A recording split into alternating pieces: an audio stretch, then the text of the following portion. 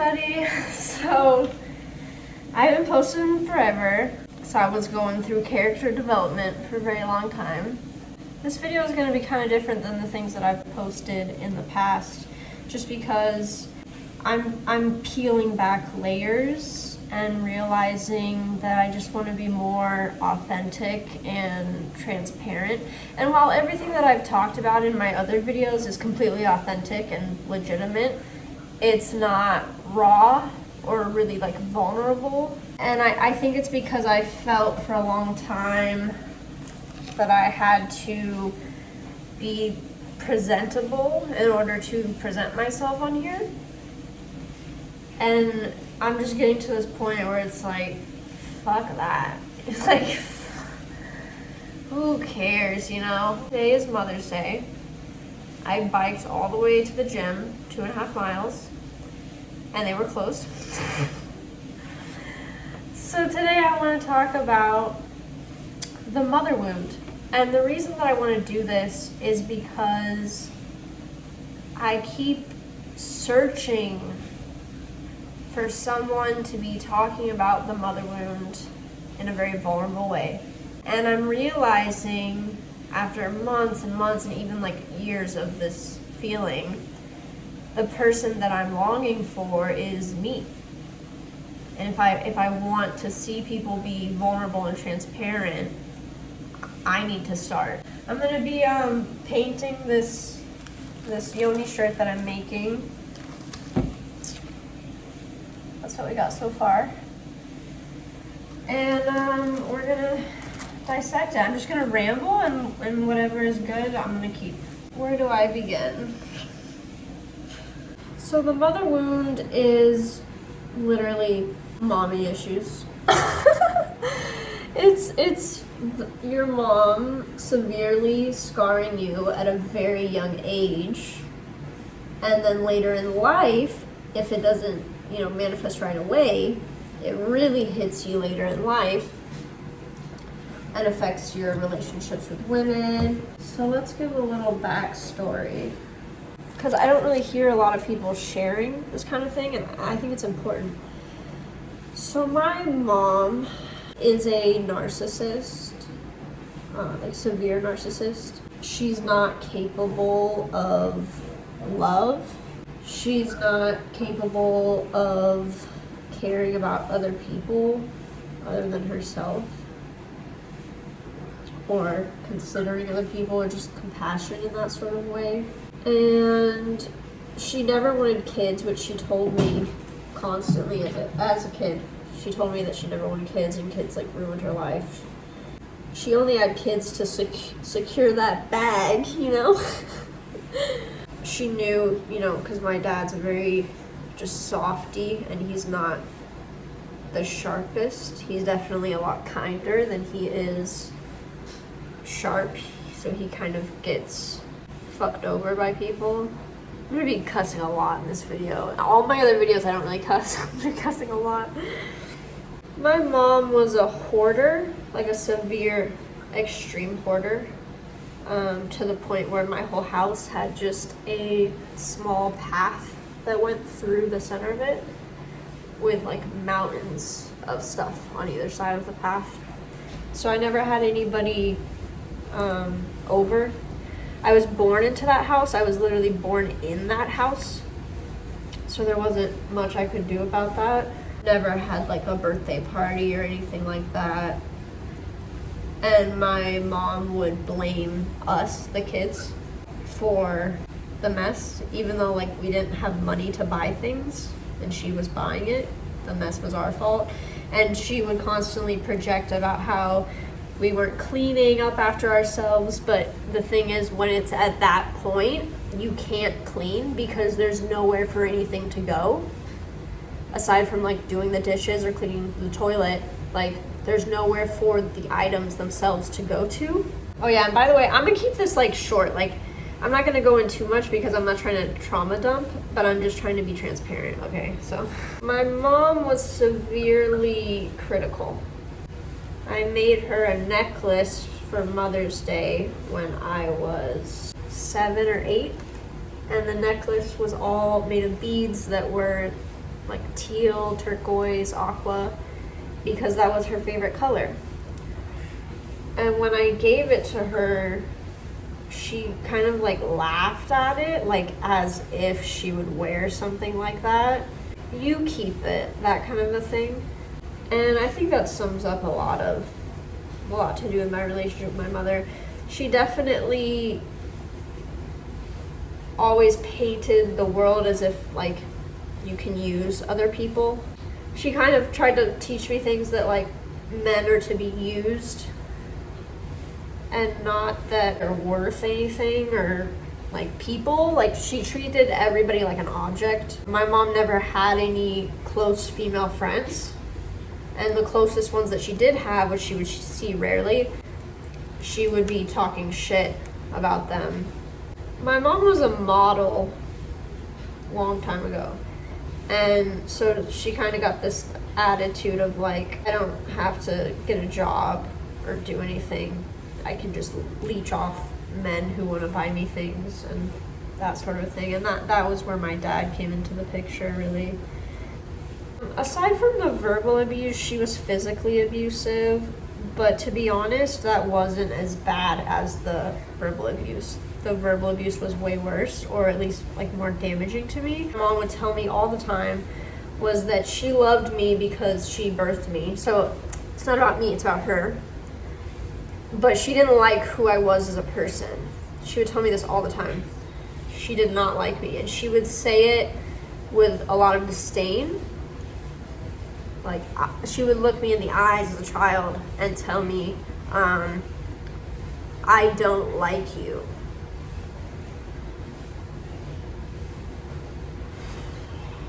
And my mom was constantly having affairs. She had several affairs throughout my childhood, and she would take me to her boyfriend's houses. But she never explained to me that they were affairs. She would just say they were her friends. My mom always had a lot of male friends and never had any female friends, really. My mom pretty much badmouthed all women, really. Whenever I would ask about my grandmother, who I never met, she would just tell me what an awful bitch she was, and how she was so nasty and heartless. It sounded like she was talking about her relationship with me. But I'm glad for that clarity at such a young age, because I already knew, like, I saw the pattern. Like, I was little and I saw the pattern and I understood, okay, this is a pattern and I need to decide what I'm gonna do about it. Yeah? I was severely neglected by both of my parents, but not as much with my dad. The funny part is that I saw my dad less than I saw my mother, but I still would say that she neglected me more, because when I saw my dad, he was present with me. He was there with me and he was loving and present. But when I was around my mom, she was never there. I couldn't talk to her about my feelings. When I was in high school, I had a really bad day. You know how high school can be. And I came home and she was in front of the mirror, picking at her face like she would every day, always in front of the mirror. And she was like, "How was your day?" And I told her it was really horrible, and I felt terrible, and I had a very, very bad day. She looked in the mirror at herself and was like, "Well, I'm glad you had a good day," and just kept looking at herself, so I walked away. And that was a normal occurrence. This wasn't like the only time or the one time. She was not present. She wasn't there. She wasn't interested in me or the things that I thought or about things or said. This definitely caused me to develop a lot of shame just for myself. I felt like I needed to be ashamed. She shamed me a lot for my sexuality at a young age. While she was extremely sexual, she had no boundaries around that with me. She would tell me about her sex life. She would tell me about the abortions that she had had. She would tell me constantly about masturbating and about how you never need a man basically like that's all men are for, is sexual pleasure, but you don't even need them for that because you have toys. That was basically her take on that. So I was homeschooled. This is part of why I was so neglected.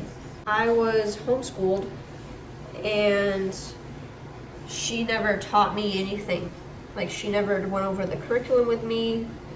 She never read the books with me or tried to help me with my homework. She expected me from kindergarten to do all of my own work by myself in the hoarded house. But luckily I got into dance because I begged her. And so she let me start dancing. And I was obsessed with it. I spent all my time dancing when I wasn't at home. That's where I was at the studio. It was like my second home. And so I loved that because I got out of the house, I got away from her, and I got to be around other people. And I definitely was a bit estranged from other kids because of the abuse. It made it hard for me to socialize with them. I was very extroverted and social, and they just didn't like me. I was too loud. I made too many jokes, like too all over the place, so other kids didn't like me. And then with dance, other kids didn't like me because I was the best at it. I was the best dancer, and so I was definitely hated for that, out of like jealousy and stuff. My mom never saw me as an individual. She only saw me as a part of her. She couldn't understand any emotions or anything that was outside of herself. Eventually, I failed homeschooling and I was kicked out because I didn't do enough work. And the interesting part to me was how dumb all the teachers and adults there were. They just looked at it like I wasn't doing the work. And at this time, I'm 10 years old. They're like, you're failing because you won't do the work. And they're treating me like it's my fault when I have no teacher. I have no one disciplining me. I have no schedule. Schedules are something that I still struggle with today. This is one of the ways that the motherhood definitely affects me. No one ever showed me, like, all right, we wake up and we brush our teeth and we wash our face and then we do this. And then, like, no one ever did that around me or showed me that. So I would I would wake up whenever I woke up because no one would wake me up because my mom was always focused on herself. I would only brush my teeth if I was going somewhere. I would, go to the fridge, go to TV. So then I went to public school, which I loved because there was a schedule. But public school was really rough for me because I had been homeschooled for so long, and my example of a woman was a narcissist. So I definitely struggled with social interactions, and people didn't like me for that, which I don't blame them. It made me nasty at times because I thought that's just how people were supposed to be, is nasty to each other. My dad also did hurricane relief. He would be out of town because of the hurricane. He'd be there for 9 months at a time. So he was missing enormous chunks of my childhood.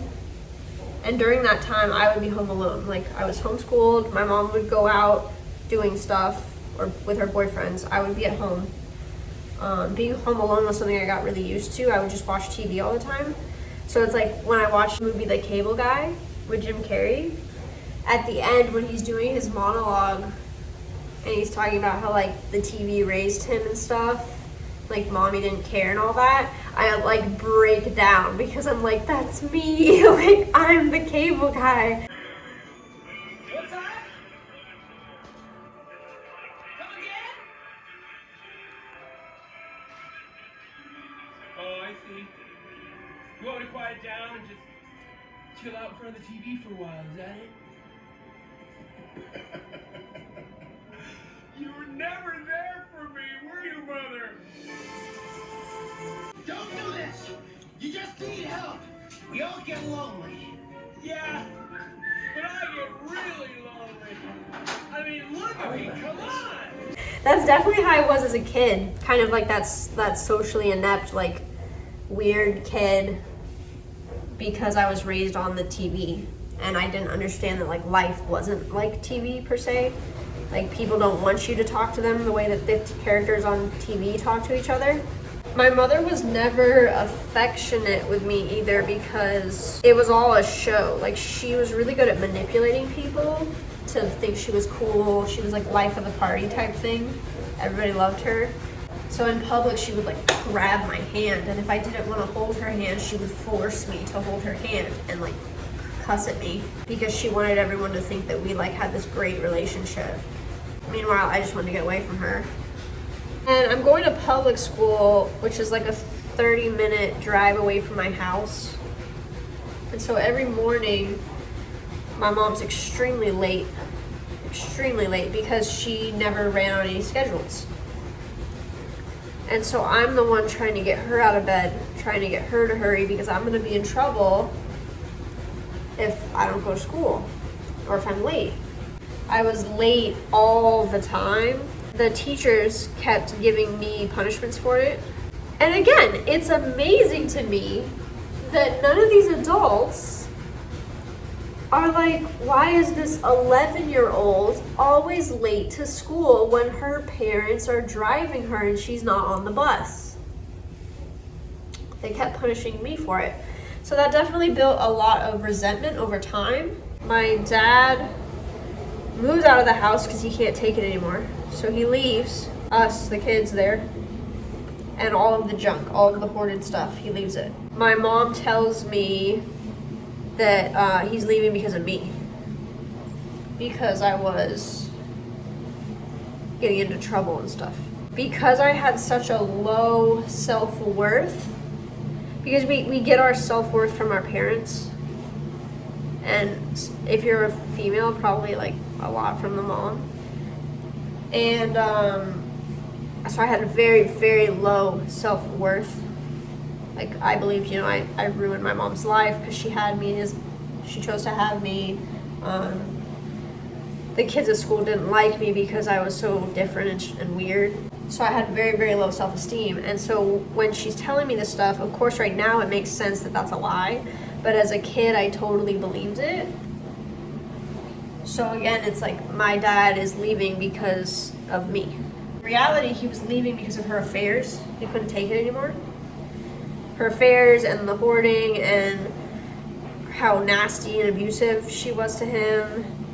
Every day she would take me to school, she would like cuss me out.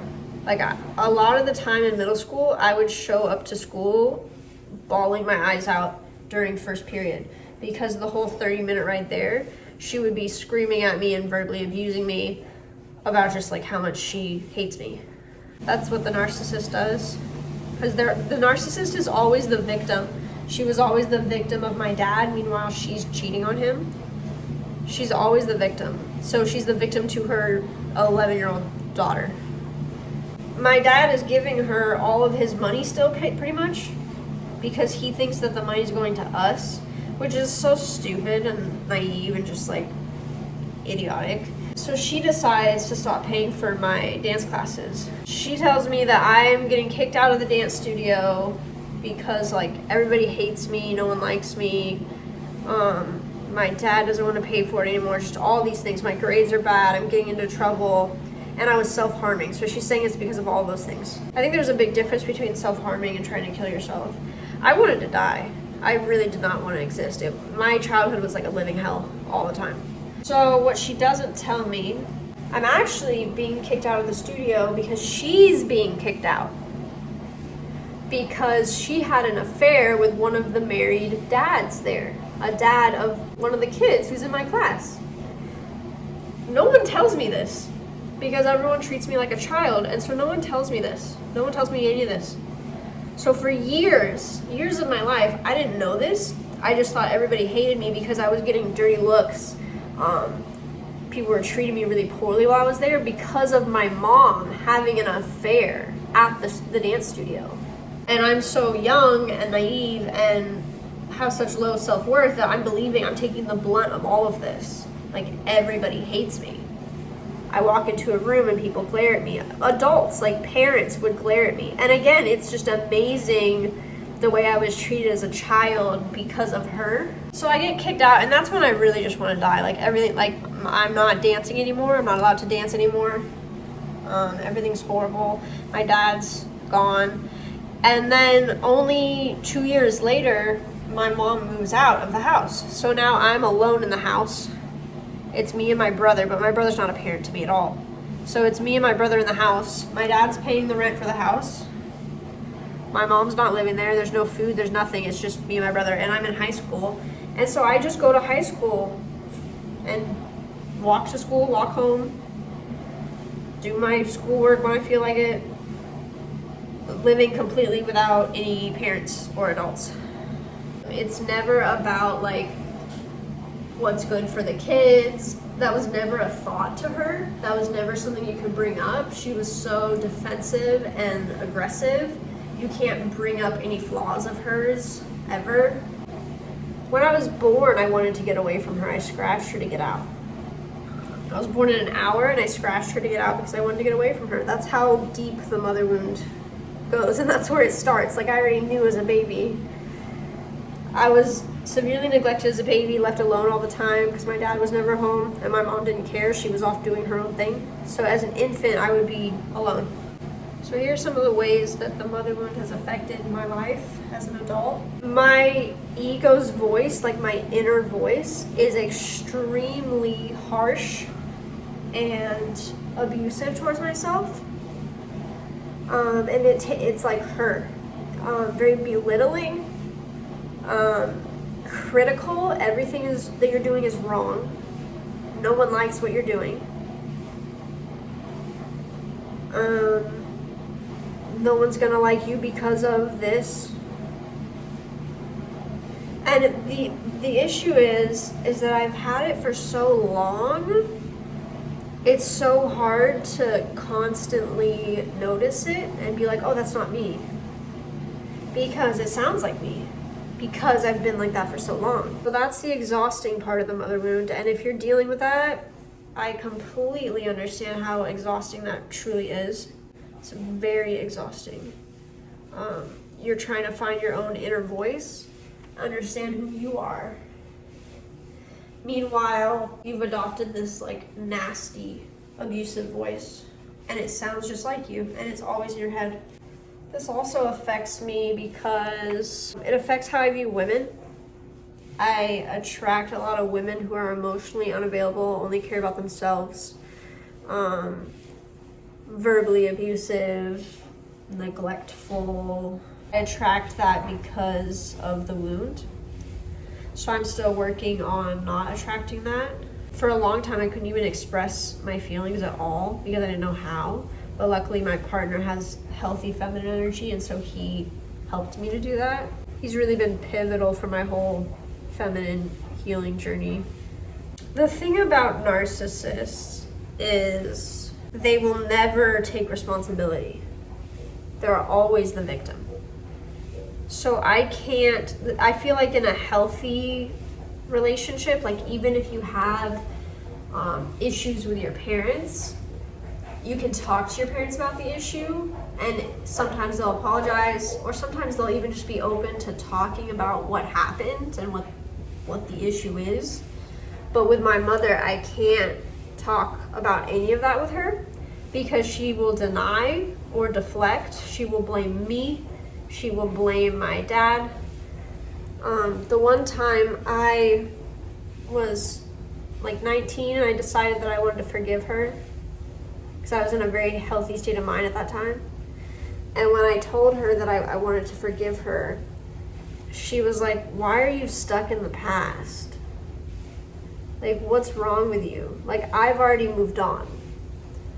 And it's like, well, we've never talked about it, so why would I have moved on when we've never spoken about it?